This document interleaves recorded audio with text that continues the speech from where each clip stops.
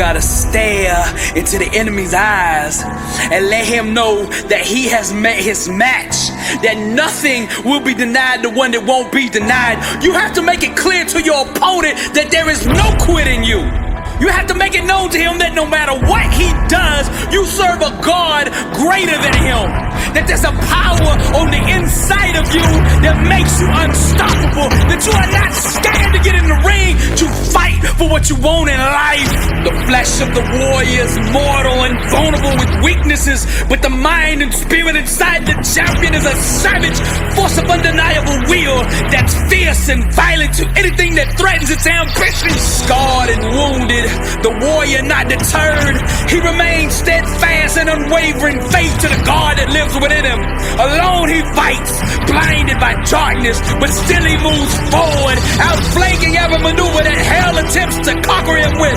He gets bolder and more aggressive with every step he takes toward greatness. Sucker punched by life, knocked down to the mat several times, but he stretches for the ropes to climb out of the mouth of defeat. His emotional jaw broke, exhausted with two black eyes, gasping for air, nothing left in the tank. The enemy sure of victory till he heard him say, I'm hurt, scarred, you'll never ever break me. Hurt, scarred, you'll never ever break me. Hurt, scarred, you'll never ever break me. I'm wounded but not broken, wounded but not broken. I'm hurt, scarred, you'll never ever break me. Hello and welcome to Castle's Corner. I am Coach Castle, and we're joined again with Mr. Matt Morton. And we're going to be doing another Adapt and Overcome podcast. Today, this one is all about adapting and overcoming, which you simply cannot do without the word of the day, which is discipline. So this podcast is all about discipline. And Matt, you got any off-the-cuff thoughts on the discipline aspect? Discipline is key. It has to be. Otherwise, everything else falls apart. And discipline is built on one thing: consistency. Big thing with the consistency is also ego, I would say. That's not really talked about when people speak on consistency, but you can't have consistency if you have an ego. So many times people simply won't start, or they'll be waiting for the perfect moment to start doing something, or they don't feel like going to the gym and exercising. They don't feel like eating their meal, whatever it may be.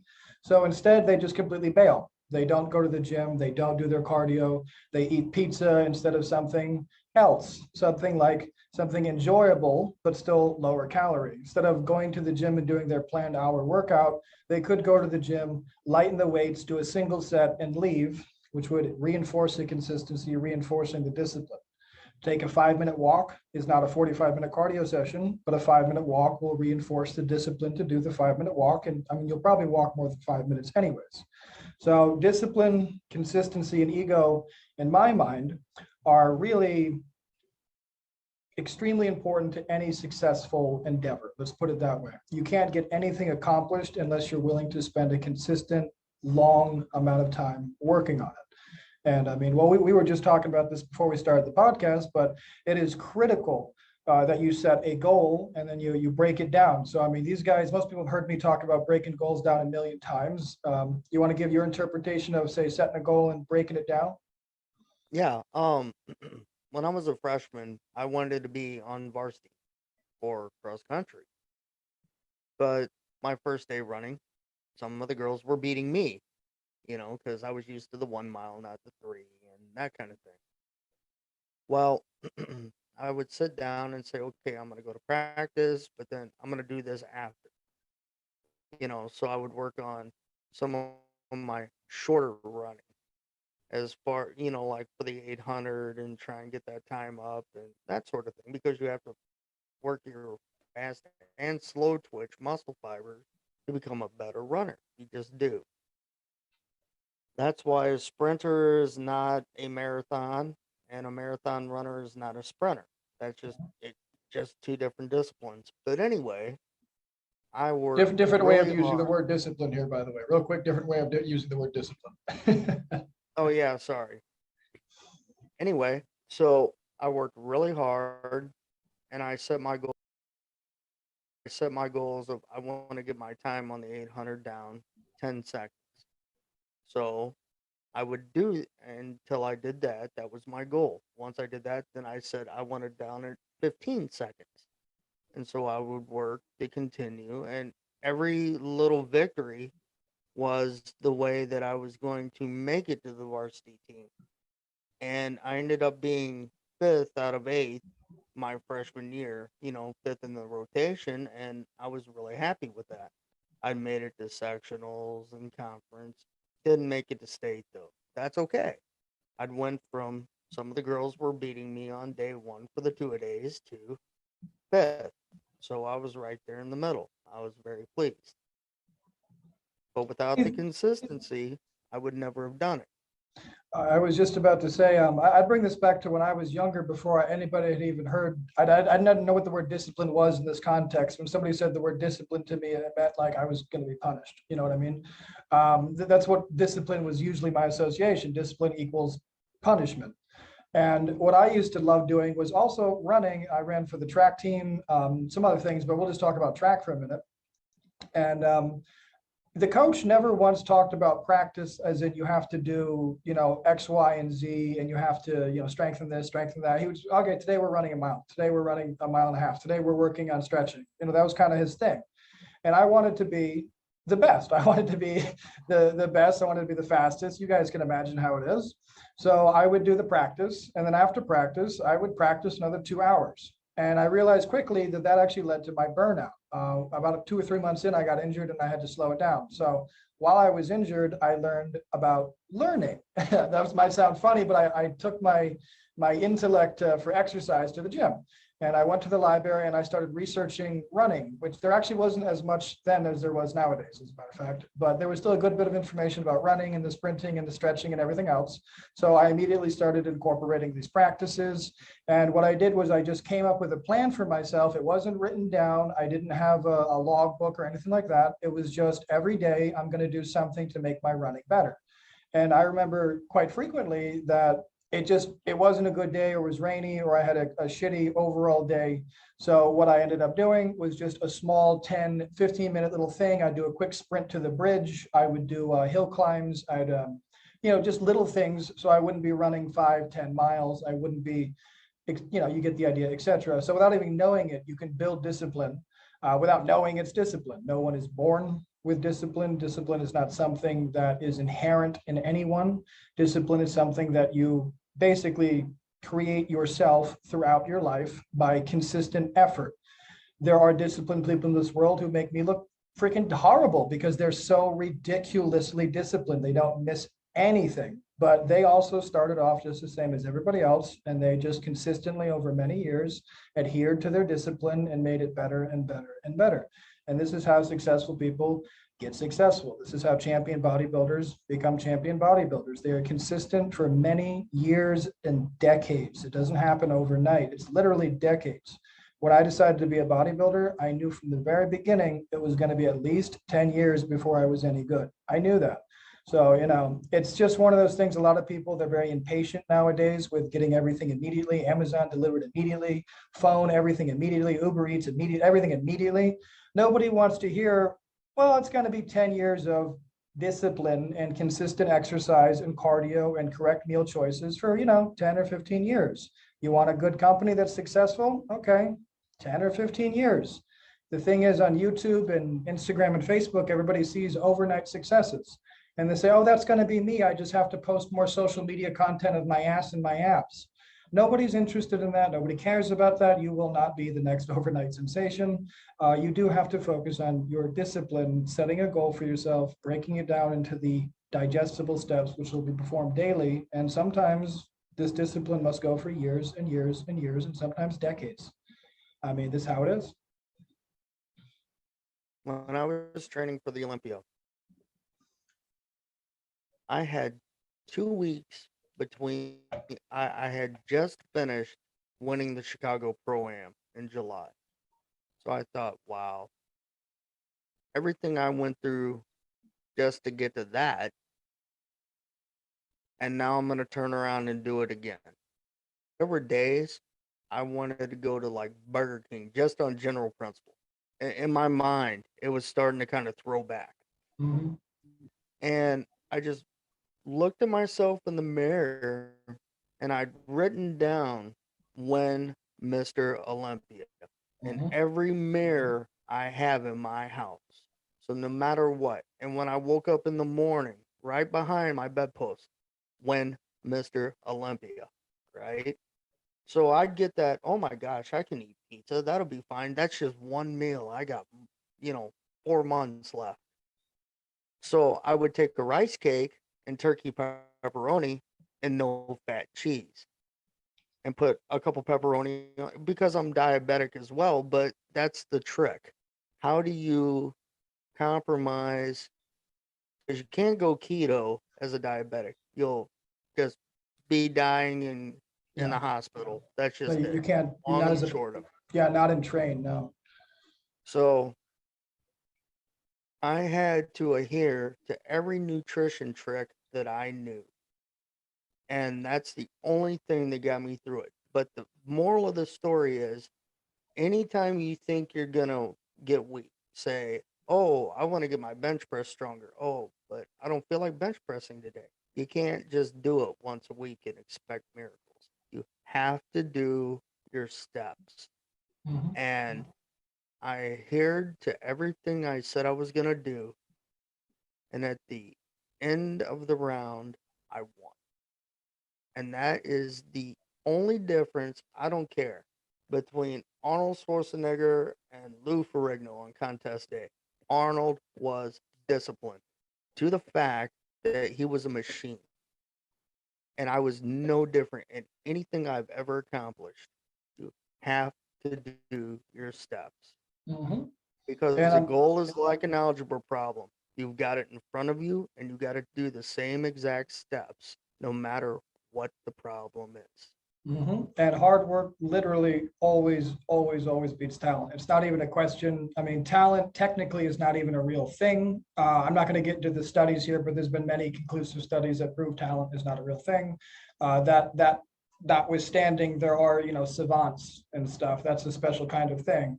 But I would argue that that's not talent. That's a savantism. There's something wrong with their brain that makes them awesome. And then with bodybuilders, of course, you have genetics. You have genetic freaks. Ronnie Coleman, first time he ever walked into a gym before he'd ever lifted a weight, the gym owner thought he was a competitive bodybuilder. Okay, like you cannot fake genetics. Just take that, somebody who already looked like a competitive bodybuilder before they picked up a weight, and then pump them full of drugs and put them in the gym for 10 years. Yeah, they're going to win the Olympia. And they're going to make everybody else who's been training for 20 years look like shit because they have that savant genetics, if you will. But I did want to try to stay away from, doing the whole kind of progressive overload goal setting theme that most people do. But let's take it a slightly different way, I guess. You mentioned, for example, getting your numbers up. So let's just talk about tracking for a minute, because tracking is something I don't understand why people don't do. It's my understanding that gyms no longer track their clients' measurements or weights. They no longer do that. Personal trainers no longer do it. I would like to point out to everyone here that it is very important that you're measuring yourself. And when I say measuring yourself, I mean, your neck, your chest, your arms, your legs, your waist, your hips, your breathing IQ, you're measuring your grip strength, you're checking your weight. If you are serious about making progress, you can't do that unless you're tracking yourself. I don't understand. I do it with every one of my clients. I do it myself religiously. It's not hard. It takes roughly 3 to 5 minutes once a week to do. And here's the real reason people don't do it. And the reason I know gyms got rid of it. They got rid of it because if you are not seeing consistent about every 2-week progress and changes in muscular size and fat loss, you're doing something wrong. You should be seeing increases in muscular size and fat loss every 2 weeks to a month, depending. And if you're not seeing that, something is not being done. The reason gyms don't do it, and the reason personal trainers don't do it, is because they don't want you to know that nothing is being accomplished, okay? When I look at these numbers and I see the numbers are not changing, I know something has to change. I know the sleep has to change or the supplementation. The cardio has to be changed or increased. The weightlifting has to go back or up or forward, something has to be changed. If I'm not seeing that those numbers either go up or down, something's wrong. Now, with the discipline aspect of this, when you do have those numbers, and you are seeing them go up or down, depending what's positive in the situation, it gives you more discipline to keep going. It builds your willpower because you are seeing the results of your effort. You're seeing the progress literally laid out in front of you. Now, if you're not tracking to see if you're actually getting bigger and losing weight, etc., you're in the fog. You're just sitting there. You have no idea. All the discipline in the world's not going to make a bit of difference if you're working out 3 hours a day till you're blue in the face. You're doing cardio 3 hours a day till you're blue in the face, but you're overeating calories. If you're not tracking your food, you're going to either get fatter or stay fat, or you might get lucky and lose weight. But then what happens if you're not eating enough protein? Then you're going to be digesting your muscle. So again, discipline is great, consistency is great, but again, we have to do it intelligently. There's no point in doing it without doing it intelligently, and intelligently is tracking your progress. Now this, I'm comparing it, of course, to bodies, but it goes with companies too. So if your goal is to build a company, if your goal is to become an artist, to be, I mean, I don't know, whatever you guys want, you have to have your goal, and then you have to have like markers. Okay, I've made it here. Good. Next step, I've made it here. Good. Next step. And you have to track to make sure. If your goal is to have $1 million, well, you better be saving or buying assets or whatever you're trying to do, but you have to keep track of the progress to make sure that you're on schedule. Because if you're not on schedule, you're in the fog and you're guessing. You're never going to get that $1 million. You're never going to be that amazing musician. You're never going to have that company. You're never going to have that body. It's just in the fog. Nothing is clear. Nothing is actually being accomplished. I mean, what do you think, Matt? I mean, tracking, I know you know it's critical. To this day, and the Olympia was November 12th. Okay. To this day, every Monday, I still do a around the navel. I still do chest. I still do my right bicep. Those 3 main points, because I'm in a wheelchair, nobody cares about my legs. And that's true. Anyway. Yeah. But the thing is, I've kept 95% of the same way that I was eating. Every once in a while, I might be like, you know what, I want that cheeseburger, but that's once every 2 weeks, that kind of thing. I'm always eating as concisely as I can, where most people, they mess up because they're not tracking what they do. They wonder, why is my bench press never improving? Well, where were you at a month ago? Oh, I don't know. Well, you know what? I like what you said about keeping your figures and keeping your measurements and all that kind of thing. I used to be the director of personal training for the Jewish Community Center here in St. Louis. And I made everybody, all the personal trainers, track their clients' numbers. That was 20 years ago, but I mean, I'm saying it now, and it's like you're just offering people an excuse. Oh, you're still not really improving, so they put a spin. We got to keep working.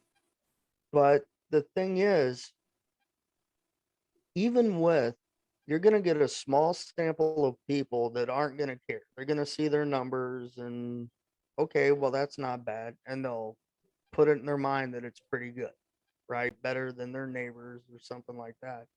But they'll turn around and go straight to White Castle after working out. Mm-hmm. So there has to be accountability, which is the discipline. Mm-hmm. And the discipline is, if you're going to pay to do something, then see it through. You have to put it in your head. Write it down on a piece of paper. Put it on your refrigerator. Put it on your favorite cupboard where your chips are, or whatever your snack food happens to be. I like to use the accountability. Well, I use it myself just because I know it works great for me, but it actually works great for most of my clients. I call it the accountability mirror. This is not unique to me. This is a David Goggins thing. I just have my clients, whatever they actually want to accomplish, just like you, they put it on their mirror, usually with 3 different Post-its. And it says, I want this, I want this, I want this, I want it accomplished, whatever, by the end of the year or something. And every day it's a habitual, I make them touch it and look at it and read it. And believe me when I say it works like a charm. It really does. It really does. And I myself, I don't have my book here, but I have logbooks that go back over 10 years. Every single day is accounted for, every supplement, every meal, every calorie, every hour of sleep, every work I got done, every client I had, everything, literally everything I did is in these papers. It goes back over 10 years. I have, I think, 12 binders worth of them, and I continue doing it. And at the top right-hand corner, in my opinion, the most important part of every page is my 3 main priorities. Now, these 3 main priorities have not actually changed in the last 7 years. I write them identically every single day, and that's because it's probably going to be about another 10 to 20 years before I achieve them. But I like to remind myself by writing them every single night what the hell I'm doing all of this for. And no, it's not your business. Those are mine. But I write them down every day in the same place. And I have been for, I think, 5 or 6 years now, and I probably will either until I achieve them or the day I die. But this is something that is lacking in today's society. It is a spine. It is a backbone. It is a willingness to be disciplined in the face of adversity. It is isolating yourself for a greater good. It is taking the time for yourself to make yourself better and like everything better about yourself. And then you can go and act change in the world, or at least tentatively try with your surrounding area. Everybody nowadays, they want to go change the world, and they're a fucking mess. How the fuck are you going to change the world when you can't hold a job? And you think you're qualified to change the world? You think you're qualified to speak on any matter whatsoever when you can't even keep your house clean? Go fuck off and clean up your own goddamn life first. And this is something people are unwilling to do because they want to drink and party and socialize, and they want to do all these things. Even when people are in the gym, this is a huge pet peeve of mine. That's why I work out at my house. But when I go to gyms, people will do a set, obviously not a very good one, but they'll do a set and then they'll do nothing for 2 or 3 minutes. They'll be on their phone or they'll talk to somebody next to them, and then they'll do another set. And they will do this for their whole workout, which is God knows how long, hour and a half, 2 hours. I mean, if I go to the gym, I work out 30 minutes. I'm in and out. I do something intelligent though, and that's called using reciprocal intervention to my advantage. I'll do biceps immediately followed by triceps, immediately followed by front delts, then rear delts, and then lateral delts. And then I go right back to biceps, triceps. So I don't need breaks. I don't take a break. I literally full intensity, rep, get the hell out of the gym. People are talking. They're on their phones. They are how can you possibly expect to get any results when you go to the gym if you're looking at your phone, if you're touching your phone, if you're speaking to someone else while you're in the gym, if you're having, like, I do not understand this kind of a mentality. And I hope most of you listening don't have that mentality, but I will tell you this: if you're in the gym, you shouldn't touch your phone. You need to be thinking about your muscles, where your bones are positioned, the angles of the resistance, your intensity level. This is what you need to be thinking about, not your date that night or something else, or chatting with some fucking person next to you, or looking in the mirror to see who's watching you. This is a ridiculous thing. I'm sorry about the rant, but I mean, how could you possibly be disciplined and expect results if this is how you're exercising? It's simply not possible. No, rant's over. Rant's over. Sorry. Sorry. You're 100% right, because with the phones, people can use filters and shading and all sorts of stuff to make just looking at it. Just looking at it. Well, no, but they can use it to manipulate how good they really look. The last time I was in the gym, this kid who had no business trying to bench 135 had 2 guys lift 225. He held it up, didn't move the bar, but he was struggling.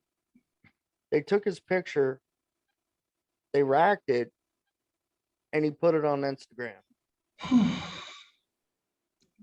These aren't people who care about actually getting. No, these are people who don't actually care about getting results, though. You know what I mean? I don't actually. I don't understand that mentality. Again, I do not understand that mentality at all. I just don't get it. These are the same thing as the people who have fake airplanes. They have fake private jets and stuff. You know, I don't. Why would you live a lie? I don't get it. I don't get it. I think it's funny when people buy expensive cars, but they don't get their plates put on because they can't afford to pay the taxes for it. Or when they rent an expensive car for a day or something, just to take pictures with it. Yep. Well, in case you guys hadn't noticed, by the way, all these things that we're making fun of, these are kind of the opposite of discipline. Um, these are what's called faking it till you make it, or I don't even know, looking for the big the person who's going to Big notice you. payout. Yeah, I don't know what it is. Um, I don't know about you, Matt. My experience is that is not a real thing. It does not actually happen. I mean, it does happen, but it's such a rare anomaly that is chaotic and Without hard work and without, discipline, you'll yeah, never attain your goal. you will attain your goals unless you die first, if you hard work and discipline. That is correct. But that being said, you must still approach things intelligently. And just like the name of this podcast, you absolutely have to be willing to adapt and overcome. I mean, we could, me and you both could go on about this forever with just our bodies alone. But there's all kinds of ways that you're going to have to adapt and overcome. And discipline is the thing that will get you through that. I will give a personal little anecdote here. Depression is something that we've mentioned the last time, I believe, but it is a big topic nowadays. Something like 65 or 66% of Americans have self-diagnosed themselves as depressed. I have suffered from some pretty horrific depression, let's just put it that way. And the only way I was able to get through my depression was because other people were more important to me than myself. So when I was, let's say, my worst depression, I was actually mostly operating as a chef at that time. And I had to go to work because I'm a very conscientious and industrious person. And I'd be laying there in the bed and I didn't want to leave. I didn't want to get out. I mean, you get the idea. I didn't want to do anything. And I would, because of my discipline and the building of habits, I would get up, I would have my healthy breakfast. I didn't want to, but I would shove it down my throat. And then I would go to the gym and I would do my cardio. I didn't want to, but I did it. And this is because they had become habits after years and years and years of me disciplining myself to do them every single day, whether I was sick on the treadmill throwing up, whether I had a broken fucking leg or a broken hand, it made no difference to me whatsoever. I forced myself to do it specifically on the hard days because I knew there'd come a point in my future where I was very glad I had been doing it all this time and I'd never missed a day, because that time did come. And because they were ingrained habits, just like brushing my teeth, I couldn't help myself but do them. And because I was getting out of my house and I was moving and I was doing things and interacting, I would always eventually get better. And I would eventually keep plodding forward into the future the way I do. But none of that ever would have happened if I hadn't had the discipline to keep those habits in place, to keep tracking them, to keep doing them every day, hell or high water. And that is just something, it's something everyone listening can do. And there's no reason you can't. And anybody who's already thinking, no, that's not me, no, I can't do that. No, you can. You can. As I've already spoken earlier, it's ego. If you are not accustomed to waking up and doing cardio, that doesn't mean you can't do it. It means you need to wake up and then you have to go for a 5-minute walk. Or the next day you can do a 6-minute walk. And the next day you can do a 7-minute walk. But this is getting rid of your ego, people. Okay, if you're not accustomed to working out, that's fine. Start by buying a pair of 10-pound dumbbells and learning some movements. It doesn't matter who you are. Discipline, as I've said 100 times, it is not innate. It is something that is learned. It is a learned behavior, like learning math, like learning how to work out properly, like learning how to run properly. It's a disciplined behavior. And it's very easy to acquire. I mean, Matt, how many times were you, I mean, not to get weird and personal about this, but how many times were you in the fucking hospital and you were thinking to yourself about all this shit you'd never get to do again, et cetera, and then you got out of the hospital and I'm sure you were pretty sad and depressed, but you got on it anyways, right? Oh, several. I mean, I'd fallen down my 12 stairs and my leg was puffed up about the size of a rhinoceros. Ugh. And they got me there, they drained and all the fluid out and the whole thing. And they ran a bunch of tests and they're like, okay, we don't want you going to the gym anymore. We don't want you doing anything anymore. Mm-hmm. So give that to a guy with anxiety, depression, PTSD, and the whole bit. You can imagine things went down south quick. Well, 3 years after, I was like, you know what? They're talking to me about wanting to do multiple surgeries again. Nope, I'm going back to the gym and that's it.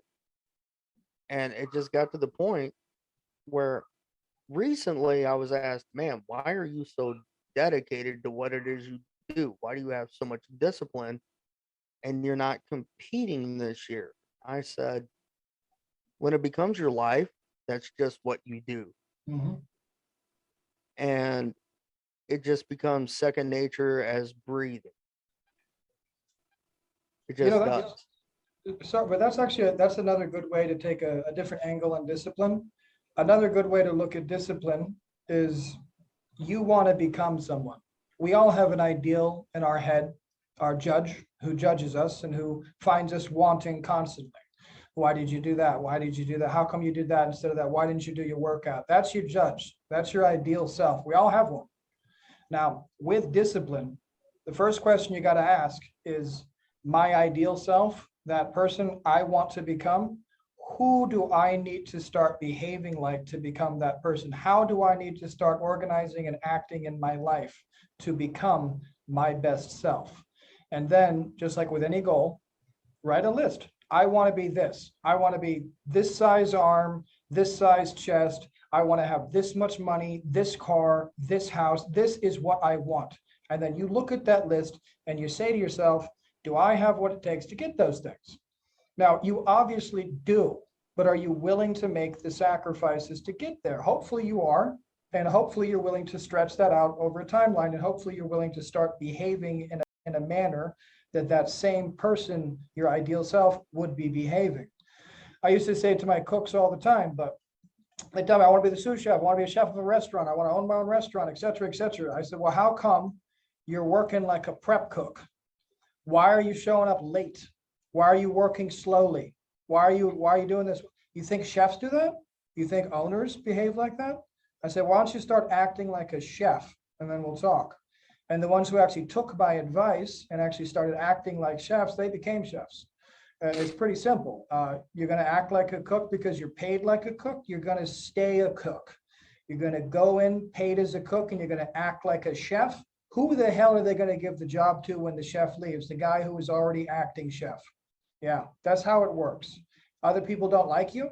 Good. Fuck them. That is how it is. Yes, that's how it is. You don't need anyone else to like you. I have people ask me all the time, you want to be my friend? You want to be like, no, I don't like, no, I'm busy. I don't have time for that shit. No, thank you. No, not interested. No, it's perfectly fine. I don't care if people like me. I don't want people to like me. I'm not everybody's cup of tea. Most people don't like me because I want them to be the best version of themselves. And they don't like that. They don't like being compared to the best version of themselves and being found wanting. I say, you could be here. Wouldn't this be awesome? I like being down here. Oh, have a nice life. See you later. I don't have time for those people. Discipline is for everyone, but that certainly doesn't mean that everyone is going to have it or want it, for that matter. Now, when I got picked for Anglico, there was a group of us, and the instructor was yelling and all that kind of stuff. There were Navy SEALs, there were Navy and Marine Corps officers, there were Army and Air Force officers, and we were all basically brand new privates in the program. Nobody got treated any better. Nobody got anything of privilege, nothing. Myself and 3 other people were the only ones who were still there. There were others that graduated, but out of that 100 that started together, it was only us 4 or 4, because we said, I don't give 2 craps about you, but you know what? I want to work with you. We're part of a team, and that's it. You have to decide what it is you want to do. Now, don't go thinking you weigh 165 and you're going to get built like Ronnie Coleman or Big Ramy or Nick Walker or anything like that. These great big 350-pound guys, that kind of stuff. No, but you can have that Frank Zane look. You have to be, don't be the guy that sits there and says, man, I want to design the next aerospace thing, but you can't do engineering. Find something you're good at and become the best at it that you're able to be. Find your strength.